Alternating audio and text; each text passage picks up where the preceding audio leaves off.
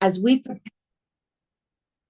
prepare for Nuclear Prayer Day. We have an exciting group of authors with us this morning. We have 3 authors, 3 perspectives, and they are very personal and very touching. And I am so excited to bring everyone into this book discussion, as well as to prepare ourselves for Nuclear Prayer Day, August the 6th, when this will be the 80th anniversary of Hiroshima and Nagasaki on the 9th. But Nuclear Prayer Day is August the 6th. And we are going to start today's program with the nuclear prayer. I've invited one of the co-hosts of today, and also of the co-chair of Nuclear Prayer Day, Anna Akita, to bring in the nuclear prayer so we can start this program together with that prayer. Thank you, Anna. Thank you so much, Monica, and hello, everyone. And thank you once again to our wonderful panelists and everybody attending for joining us today. And it's my honor to read the nuclear prayer. The beginning and the end are in your hands, O Creator of the universe. And in our hands, you have placed the fate of this planet. We, who are tested by having both creative and destructive power in our free will, turn to you in sober fear and intoxicating hope. We ask for your guidance and to share in your imagination in our deliberations about the use of nuclear force. Help us to lift the fog of atomic darkness that hovers so pervasively over our earth, your earth, so that soon all eyes may see life magnified by your pure light. Bless all of us who wait today for your presence and who dedicate ourselves to achieve your intended peace and rightful equilibrium on earth. In the name of all that is holy and all that is hoped. Amen. Amen. And thank you, Anna, for reading that and bringing us to this meeting together. I want to welcome everyone who is on this call, the Zoom call right now, and those watching on Facebook, and those who might see the recording in the future. We have the privilege of having not just the author of the nuclear prayer that you just read, Anna, but the book, God and Nuclear Weapons, by Right Reverend William E. We have another book of White Ashes by Constance Matsumoto and her husband, Kent Matsumoto. And the third book we're going to be looking at too is The Last Cherry Blossom. Only we're going to be doing this in the reverse order of how I've just introduced you. I am just so excited to welcome the 3 of you on this call, because it's about a personal journey and how we connect with those who have been so impacted by the results of nuclear weapons, and our responsibilities for connecting with future generations, and to the moral call for what we are being called to address. And so, making the personal and the spiritual connections, we welcome all of us here today to learn about these wonderful stories and to share personal reflections about the connections to nuclear weapons. The first person I'm going to introduce is Constance Hays Matsumoto, who I've had the pleasure to work with for over a year now. And her book of White Ashes is so touching. It's a personal story of she and her husband, Kent Matsumoto, who is also an author on the book. It's their family story. And I know that you have so many things, and you're such a prolific writer, a poet, a businesswoman. And we just are honored to have you here, Connie. And so we'll start with you to share your story of White Ashes. Then we'll move to Kathleen, and we'll The final speaker will be Bill, and then we'll have some time to interact. And if people have questions, you can put them in the chat as we're doing it, because we hope to have some time to address some of your questions as well. So Connie, please tell us this story, because it's very personal and very loving. Thank you, Monica, for that very kind introduction and for inviting me to introduce my historical novel of White Ashes and share my family's story. And to all of you here today for your interest in this topic. My husband, Kent, is Japanese American, and the experiences of his parents echo many untold stories of the World War II Japanese American incarceration and the first atomic bombing on Hiroshima 80 years ago. Published by Loyola University in 2023, Of White Ashes was inspired by the true stories of Kent's parents, Hisao and Reiko Matsumoto. We wrote the book to honor Kent's parents, along with the tens of thousands of Japanese Americans unjustly incarcerated and innocent souls killed or harmed by the Hiroshima atomic bomb. Hisao and Reiko were ordinary people.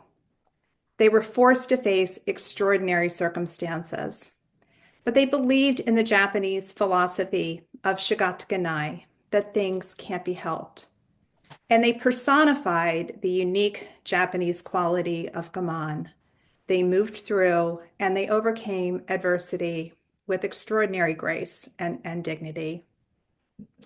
And like many Americans who lived through World War II, Kent's parents did not talk much with him or his siblings about the war years or their lives. Reiko summarized pieces of their story in scrapbooks that she prepared for Kent and his siblings. She also recorded her oral history as part of a camp pilgrimage about 15 years ago at the Tule Lake, California pilgrimage, and it was a class reunion for her. And Hisao and Reiko talked to me. They answered my questions. And for that, I am very grateful and deeply honored. While most of my comments today are about my father-in-law, I do want to take a few minutes to introduce you to my mother-in-law. Reiko was born in Hawaii, the daughter of a Buddhist minister. She attended public school where she faithfully put her hand on her heart each morning and said the Pledge of Allegiance. She was an American. And then Japan attacked Pearl Harbor and turned her world upside down. Reiko's father was arrested the next day. He was jailed in Hawaii for months before being processed through Angel Island in California and then sent to Department of Justice camps in Lordsburg, New Mexico, and then later to Santa Fe, New Mexico. Reiko and her sisters and stepmother were initially incarcerated in Jerome, Arkansas, where Reiko's father joined them about 18 months after his initial arrest. The family later transferred to the high security Tule Lake Segregation Center in Northern California, where they remained for the duration of the war. After the war, she went on to earn her degrees in education and to teach elementary school in Hawaii, Berkeley, California, and then later in Northern Virginia, where she established the Japanese immersion program for Fairfax County schools. So let's shift to Hisao. Hisao was raised in militaristic Hiroshima, Japan, believing he was Japanese, but he was an American. He was actually born in Los Angeles. In his early teens, he was conscripted into the emperor's service. He left school and was ordered to work in a rifle factory. And he was working at that factory on the day that the United States dropped the atomic bomb. He was 16 years old. Hisao, his brother, and their parents suffered no serious injury or illness from the blast. His parents were in an underground tunnel beneath Hiroshima Station. It's a tunnel that connects the North and the South stations. The station is located 1.3 miles from the hypocenter. When they came out of the station and saw the devastation, they couldn't comprehend what had happened. Kent's grandmother told the family that she thought aliens had invaded. She just couldn't believe what she saw. And Hisao and his brother were at the rifle factory. His younger brother was working there at that time with him. That factory was 3.4 miles from the hypocenter. And Hisao recalled walking home. It was about a 2-mile walk to their home. He walked along the Anko River, and he recalled seeing bodies floating downstream, people severely burned and naked, witnessing unthinkable horrors. Their home was 3.5 miles from the hypocenter. And unlike many of the surrounding homes, their home suffered little damage. And it became a place of respite for neighbors and strangers, the injured and the dying. I learned to my horror that when people died at the Matsumoto home, Hisao, 16-year-old Hisao, carried their bodies up 70 stairs to the nearby Take shrine, leaving the deceased in Buddha's grace. And despite these horrific experiences, Hisao made his way to Sacramento in 1949, 4 years later. He enrolled in Sacramento High School at the age of 19, where he learned to speak English. And after finishing high school, he enlisted in the U.S. Air Force and served during the Korean conflict. And there's tremendous irony in that, as I'm sure you might agree. He attended the University of California at Berkeley, where he met Reiko, and that's where they married. And then he went on to enjoy a 36-year career with the Library of Congress, retiring as acting head of the Asian Division. A great honor that he had before his retirement, this was in 1995, was he hosted the Emperor Akihito and Empress Michiko to the library.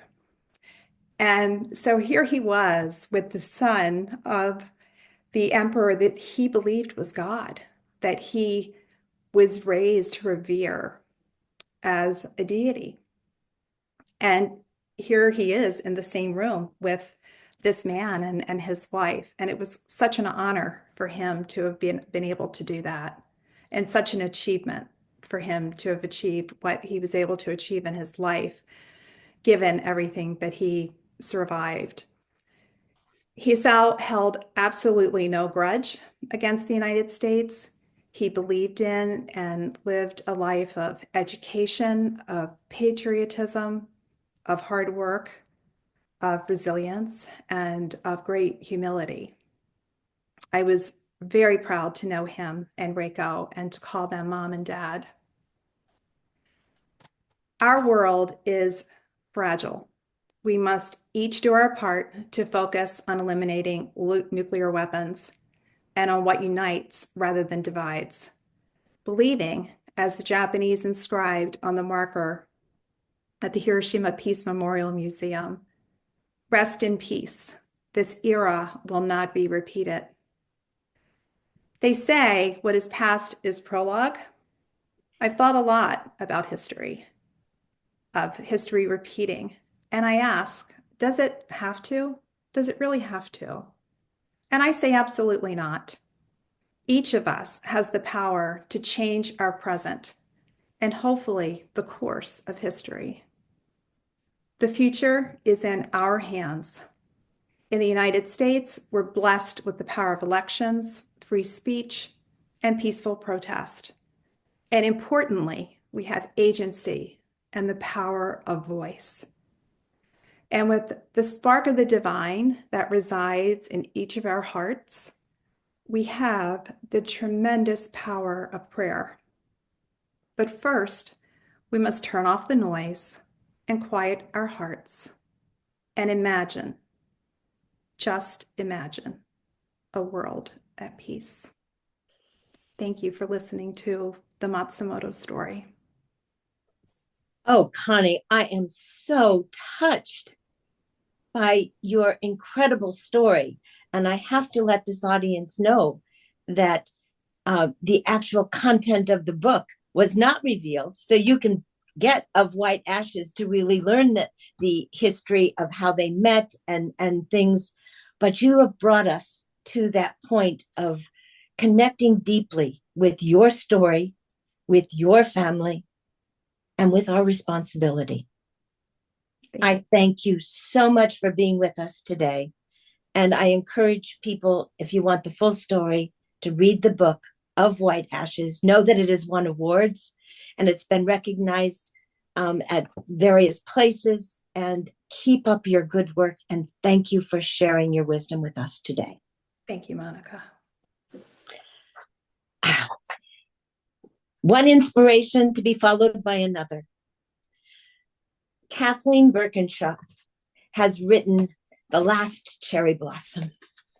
Kathleen, your story has touched so many people. Your book has been part of the United Nations curriculum.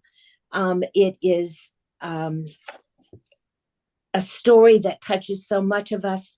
And you too start not just with the story in Hiroshima, but with your personal story and how Sarah was the catalyst that got this going. So please share your beautiful story with our audience today. Thank you so much, Monica, and thank you for inviting me to be on this panel to follow what Connie had also mentioned in hearing about Kent's family. And then Monica talking about connections and being an author, that was part of what I had hoped to do.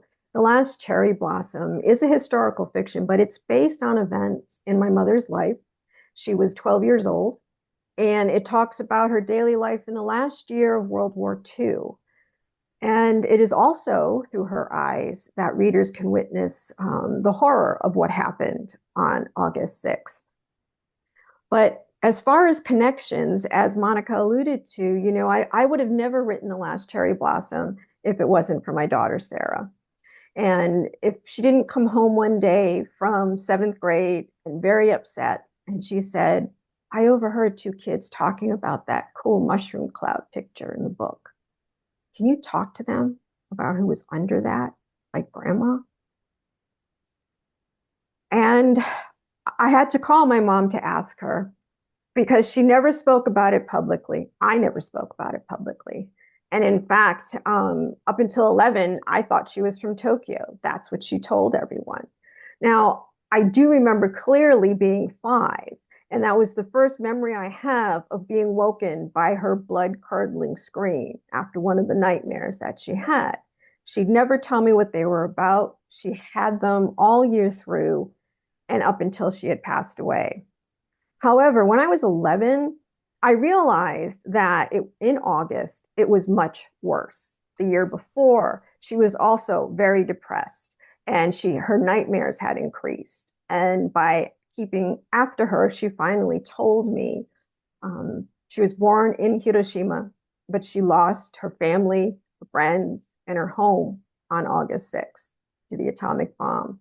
But she wouldn't say anything else. She said that it was still too difficult to talk about. And then she told me, don't tell anyone. And so it would take me being 31 years old and being very ill when I would finally learn the horror that she had seen and that she relived in those nightmares. I had become very sick when I was in the hospital, one of many hospitalizations that year, for a month. And when I came home, I needed help taking care of myself. My daughter, Sarah, was only 4 at the time, and my husband, Matt, worked during the day. So my parents came to help out. I was then diagnosed with reflex sympathetic dystrophy, and that is a chronic progressive neurological pain disease that affects the sympathetic nervous system as well as the immune system. The doctors had said that the radiation that my mother was exposed to in the atomic bombing had caused these issues with reflex sympathetic dystrophy. I became very, very despondent. I didn't know how I could be a mom with being in so much pain. I knew it would get worse. I would never be able to walk unaided again. And getting so depressed, my mother was very worried about me. And so she started to talk to me about August 6th and what she went through. And she talked about how her papa normally worked from home in the morning and then would go to his newspaper company in the center of town in the afternoon. But that particular day, he was going to go in early so he could purchase a train ticket for one of his employees. And over the weekend, August 6th was a Monday. So over the weekend, my mother had been really sick. So he said that you can stay home today, but tomorrow you're going to go and join your classmates in the center of town. So her classmates were in the center of town, taking down all the wooden buildings. They knew that in March of 45, the firebombing that took place on Tokyo, and it damaged the city very quickly. And they wanted to be sure that if a firebomb was used, that their city would not burn as quickly. So they were taking down the wooden buildings. So that put them in the center of town at 8:15. But having not seen her best friend, Machiko, for a while, and Machiko was a little bit older, and she had been working at a plane factory, but she was home at that point. So my mom couldn't wait to chat with her. And she remembers seeing the weather plane and hearing it, but they weren't concerned. They never did any harm. But my mom said that within a few minutes later, when she heard another plane engine, immediately she felt something was wrong. And that was when she could feel the hair on the back of her neck. And then there was this big, bright, white flash of light and an ear-shattering popping noise. And her friend were just clinging to each other and screaming as the ground just shook beneath them. By the end of that day, my mother would have watched her beloved Papa die. She would have lost her best friend, Machiko. They would become one of the 80,000 people that died immediately or within hours of the bomb being dropped. She lost her home. All the homes on her street were gone. And then by the end of 4 or 5 years, she lost all of the family members that she had grown up with. They would then become part of the numbers of the 145,000 people that had died after 5 years of the bomb being dropped, either to radiation sickness or to their burns. But there were also thousands of people, like Kent's father, that survived. Now, after my mother told me about this on what happened on August 6th, she then said, I'm telling you this because I plan to end my life because everyone I loved was gone and I didn't see the sense of continuing to live. But I am so glad that I didn't, because now I have you and your daughter to love. And she reminded me that I had the same strength in my blood that she had, and that I would then also be able to find my own way. So many years later, as I call my mom and I ask her to talk about it, and she finally says yes. She thought it was time. The students would be about her age when the bomb was dropped, and she was 12, and they'd be 12, 13. Maybe they'd relate to her better. She had some family issues, and maybe they could relate to that. But her biggest thing was that she knew they would all be voters someday. And she wanted them to walk out of that classroom knowing nuclear weapons should never be used again.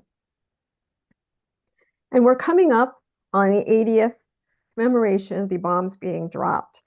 And even though so much time has passed, and even though the ways we can communicate are very different, and our leaders can come and go, but to me, that need for human connection, that's timeless.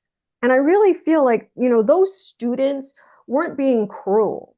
They just didn't know. They didn't have a connection. They didn't realize or know the stories of the people. They were just over there under the bomb. Because I really feel by writing The Last Cherry Blossom, by speaking with the students that I do, is that they need to know about the lives that were shattered, the homes, the loved ones that were lost, and then a lifetime of physical and emotional scars that are then passed on to their next generations. And that's why I wanted to also have the book start months before the bomb was dropped. I not only wanted to introduce them to the Japanese culture and what their life was like during the war and how they had been fighting since 1931 when they invaded Manchuria. My mother was born in 1932, so all she knew in the background was war. But I wanted to do that because then readers could also see the children in Japan, like my mom. They love their family, they love their friends, they worry what could happen to them, and they wished and prayed for peace. And that is everything that the Allied children were worrying about or thinking about or wishing for or praying for. And then that way, that's something that those 2 paragraphs that were in her textbook and that mushroom cloud that has become infamous, that picture, you will never get that from a textbook. And that's what I hope to bring that.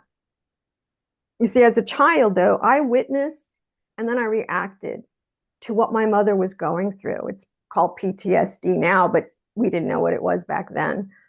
I didn't understand her bouts of depression. I didn't understand her issues with anger management. I didn't know how to comfort her, even though how much I wanted to.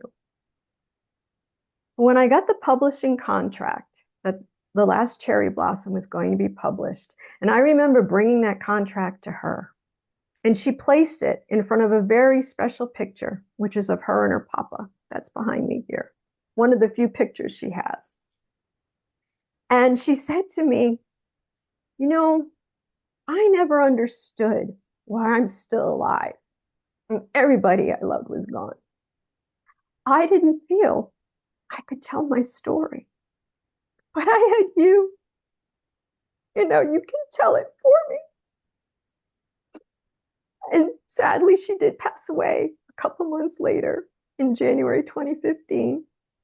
But she knew that I was the book would be published and her story, her papa's story, her family's story would be told.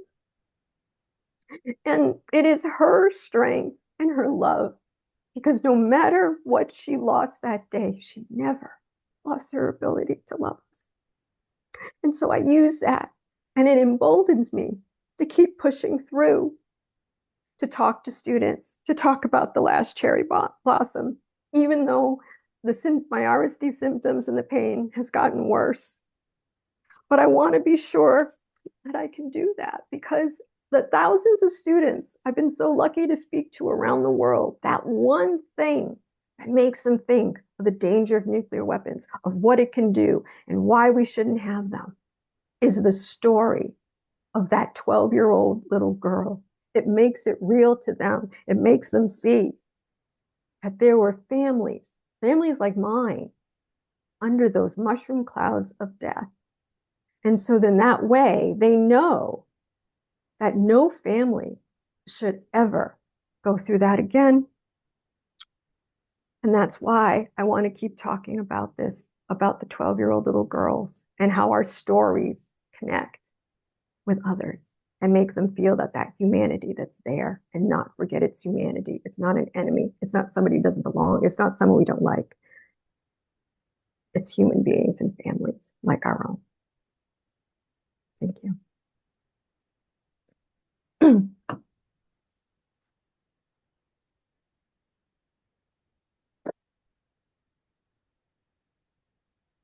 Sorry.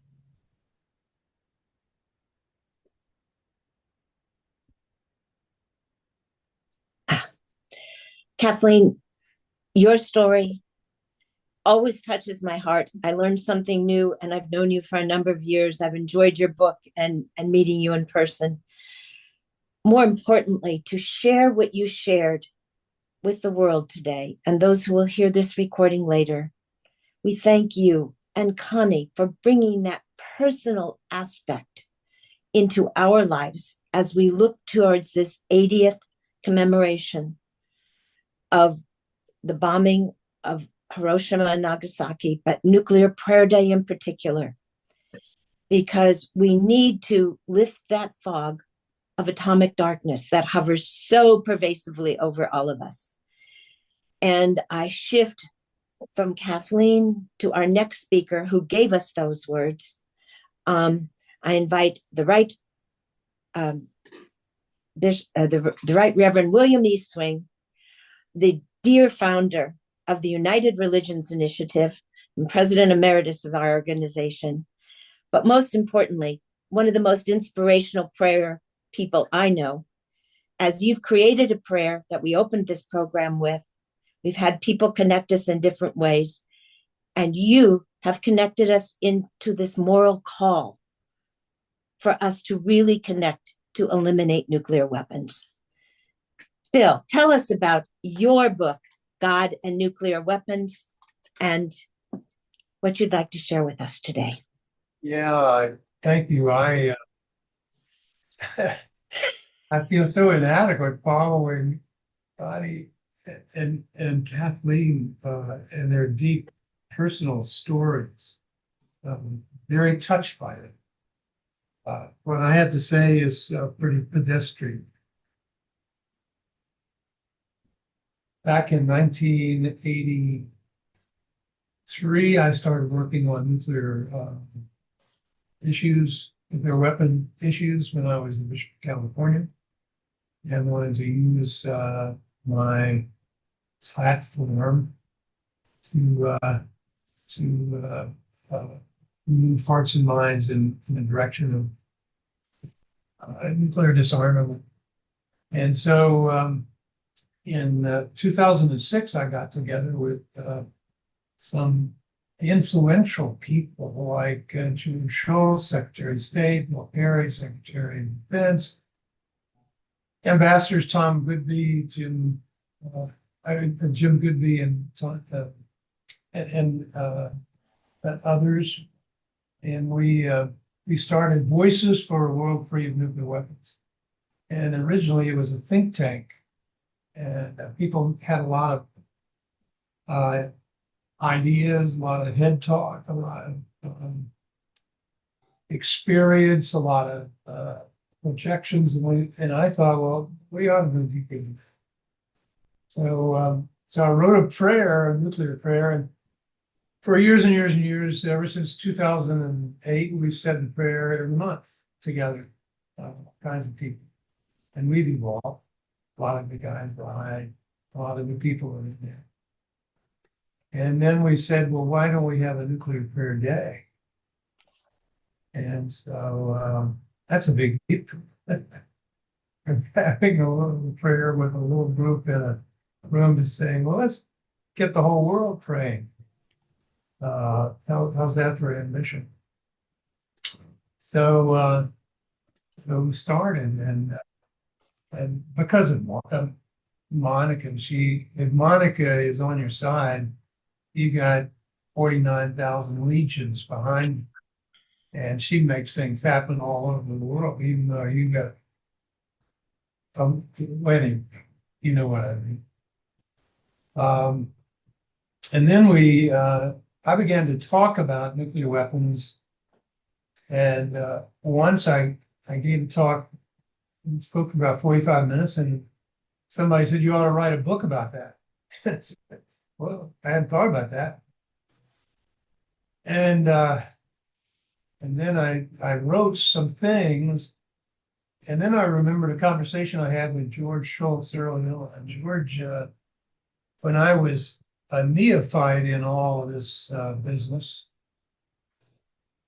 he had invited scientists, people of professors, people who wrote for the Washington Post, New York Times, all kinds of people who were experts on nuclear weapons. And he invited me, and he put me up on the balcony to listen. And so I listened for 2 days, just taking notes as fast as I could. And after 2 days with all those experts on the ground, he looked up in the balcony and he said, Bill, what do you think? What do I think? I can't even I don't even know what you're talking about. Something is the IAEA and something's something. And yeah, so I remember the question. I was stunned by it and I said something and it got me through that moment in history. But later on, I thought, George Schultz, I'd like to give you a better answer than I did on that day. George died when he was 100 years old. We started the youth award, and George, on his 100th birthday, presented the youth award, as he knew the next generations need to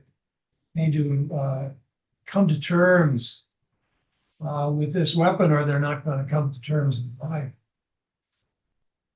So, so I added a whole new dimension to the book about Dear George. And so I would talk to George each chapter as well as and so I'm theologically trained, and in theology there are the doctrine of creation, the doctrine of the fall, the doctrine of redemption, the doctrine of spirit church, and the doctrine of the end. And the church takes the end very seriously. I began to ask the question about the people who are building these weapons. Do they have a doctrine of the end? Okay, they have the money, they have the weapons, they drop the weapons. Okay, and then what's the end of this story? And they don't have an end. They just have the weapons. Let's go that far. There have been 5 extinctions in the world, in world history, where the world, as we knew it, stopped and was recreated. It stopped and was recreated. Are we talking about stopping and recreation, or are we just talking about stopping, like a star eats a planet? Or is there one extinction that extinct? There's no. We have this little fragile Earth. We're in the Milky Way. We're over on the left-hand side, looking at the rest of the Milky Way. And there are 11 billion Earth-like planets in our Milky Way, and we're this little tiny thing, and we're producing more and more weapons that are capable of destroying everything, bringing it all to an end. It's so stupid. It's theologically crazy. And yet we just keep on giving the money and make the decisions, and people have the new weapons and the new delivery systems, and we got to compete with Chinese now. The Chinese have to compete with Russians, and it goes on and on, the madness and the madness. And I'm glad to hear the human stories that I heard this morning. I hope more people hear it. But we also have to hear the big theological story. That this is all about God. Either we're God, we're going to destroy the thing in our image, or God is God, and the earth will have its own destiny. What God wants it to be and to do. We're in a property dispute. Who owns the earth? Is it God's, or is it the President of the United States and President of Russia? And all the chips are on the table. So I wrote the book to give George a bigger answer. And I wrote the book to put it in theological terms and to try to light a fire and people who might be indifferent to the whole issue. So that's it.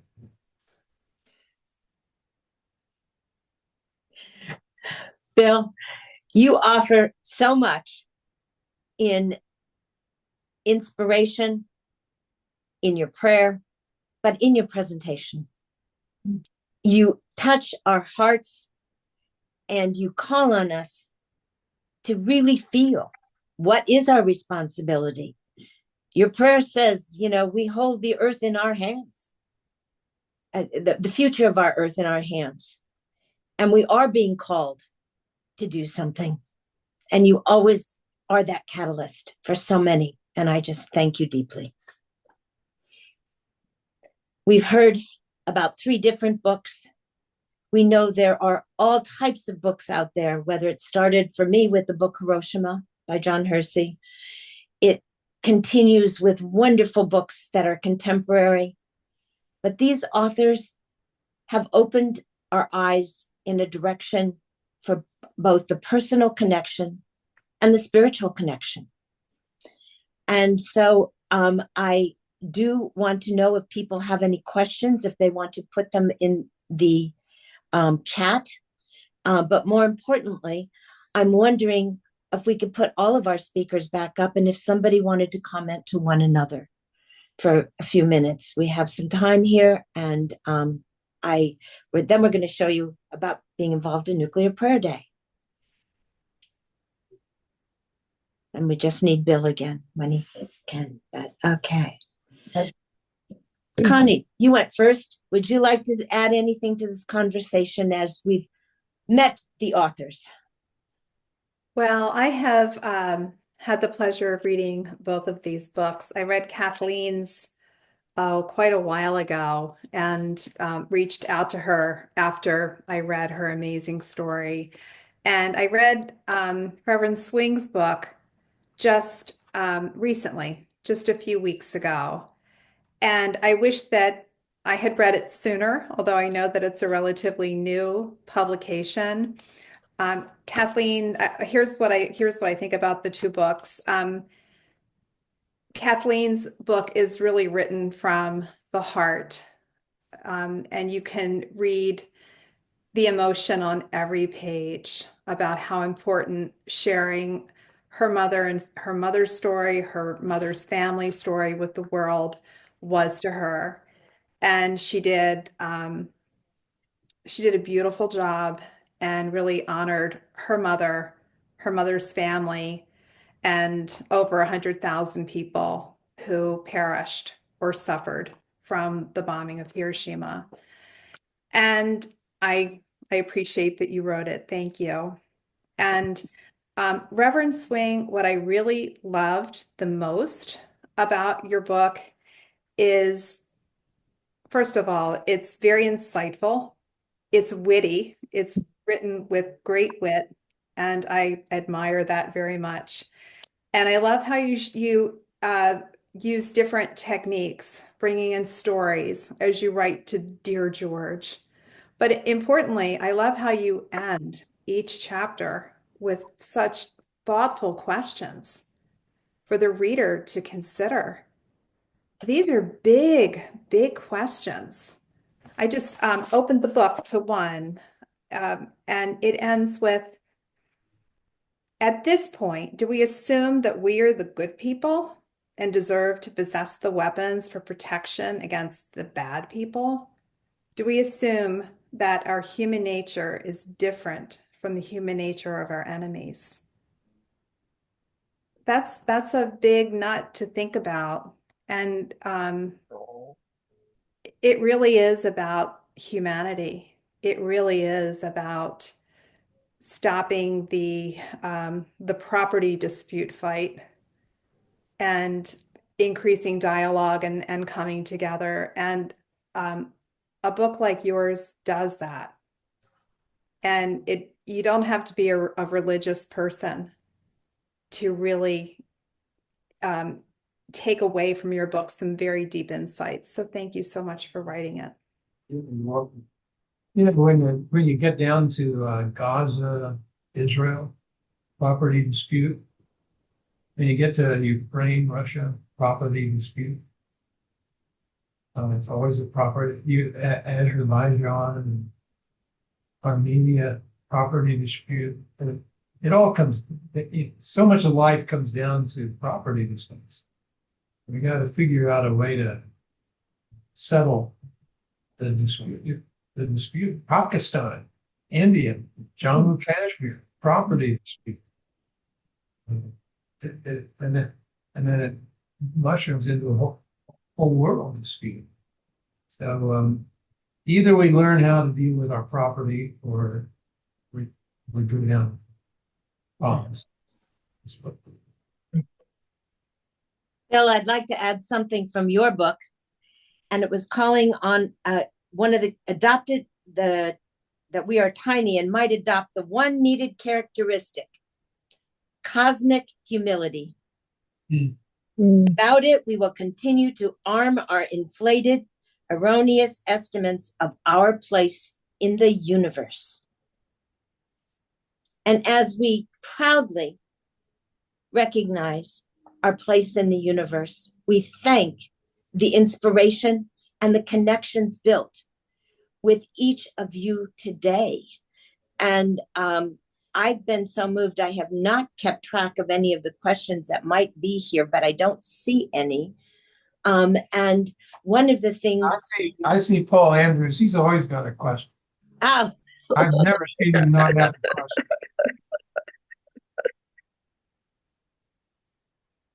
Paul, unmute yourself.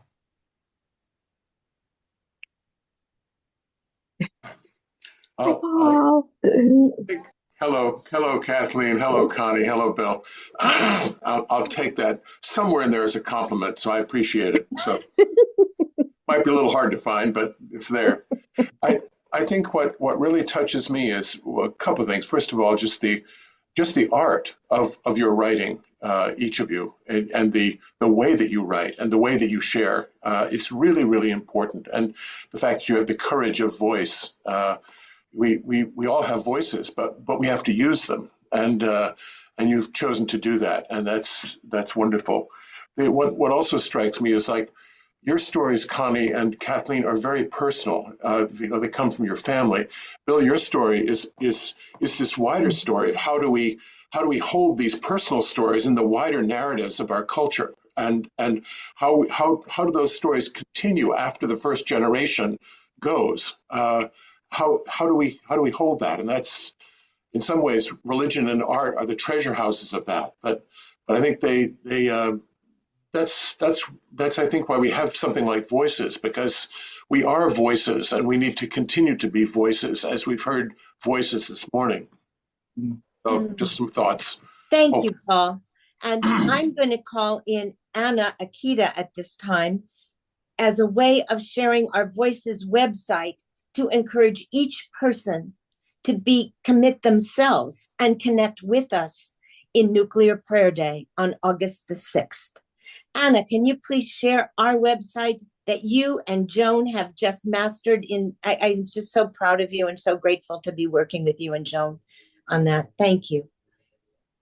Thank you so much. And thank you once again to the presenters. It was so touching, and it reminded me the power of storytelling. I think that's what really moves people and encourages people to commit this issue. Of course, there are scientific facts, statistics, data that's incredibly useful, but I think it's the human connection and the story that ultimately moves people so deeply. So thank you so much for your work.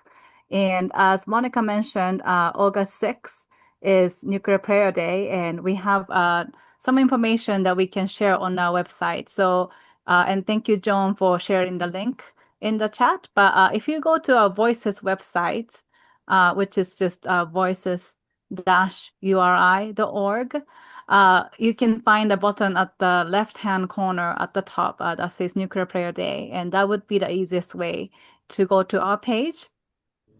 And it will go to this main page that has all the information you need to know to engage in Nuclear Prayer Day. And again, Nuclear Prayer Day is a way to honor the anniversary of August 6th as a way to really come together in a spiritual and moral in a way, and to determine that we will achieve a future without nuclear weapons through our prayers, through our moral and ethical actions. So We are actually inviting any organizations, large organizations, national, international organizations, all the way down to maybe even local congregations to become our Nuclear Prayer Day partners, which really means that, I'm sure many organizations are already doing something to honor August the 6th, but we just wanted to show many groups and organizations honor this day together in a prayerful way.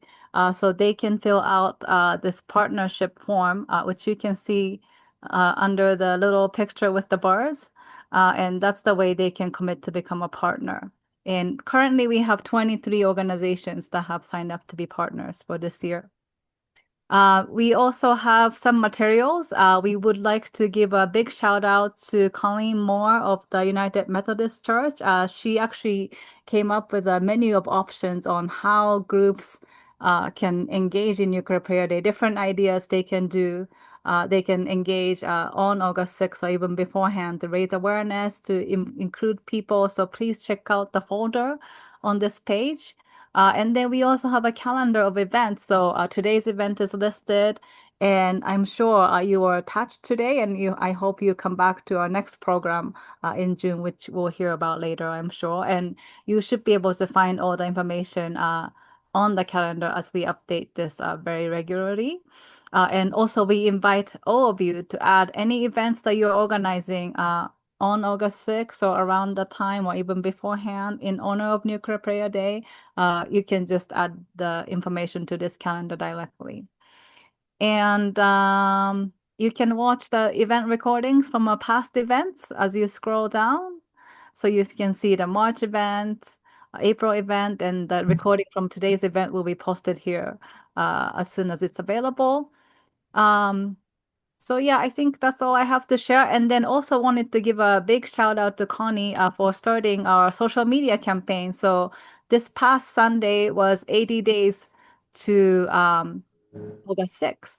So we wanted to do 80 days to 80th anniversary.